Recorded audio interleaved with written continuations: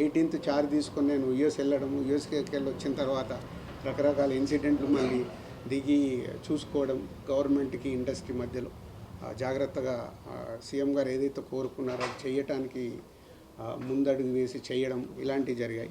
So ఇప్పుడు ఆంధ్రప్రదేశ్లో ticket rates వచ్చాయి, బెనిఫిట్ షోస్ వచ్చాయి. ఇప్పుడు ప్రొడ్యూసర్గా ఇక్కడ కూడా తెలంగాణలో సీఎం గారిని వెళ్ళి ఒకసారి రిక్వెస్ట్ చేస్తాను. ఫైనల్ కాల్ వాళ్ళది, బట్ వాళ్ళు ఎలా నిర్ణయం తీసుకున్నా దానికి ముందుకు వెళ్ళాల్సిందే. బట్ ఒక నిర్మాతగా ఆ రాష్ట్రంలో వచ్చినప్పుడు ఇక్కడ కూడా వెళ్ళి అడగాల్సిన బాధ్యత ఉంది. సో సినిమాకైనా డెఫినెట్గా సినిమా ఇండస్ట్రీకి సీఎం గారు అన్ని రకాలుగా సపోర్ట్గా ఉంటా అన్నారు. పోతే అన్ని జాగ్రత్తగా ఉండమని చెప్తున్నారు.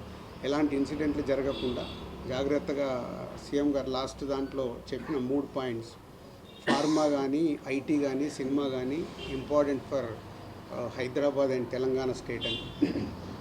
సో దానికి పరంగా ఐఎమ్ ఎక్స్పెక్టింగ్ వెళ్ళి కలిస్తే ఏమైనా పాజిటివ్గా వస్తుందేమని. బట్ నిర్మాతగా నా ప్రయత్నం నేను చేయాలి.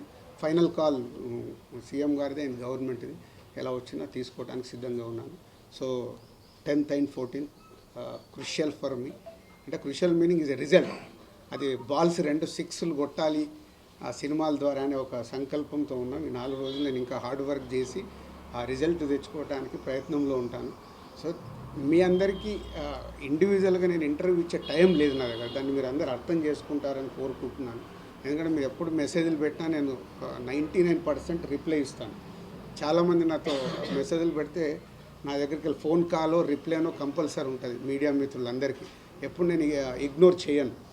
దీన్ని మీరు అర్థం చేసుకుంటారని మీకు కూడా చెప్తున్నాను. ఐ వాంట్ పాజిటివ్ ఎనర్జీ మీ దగ్గరికి వెళ్ళి కూడా.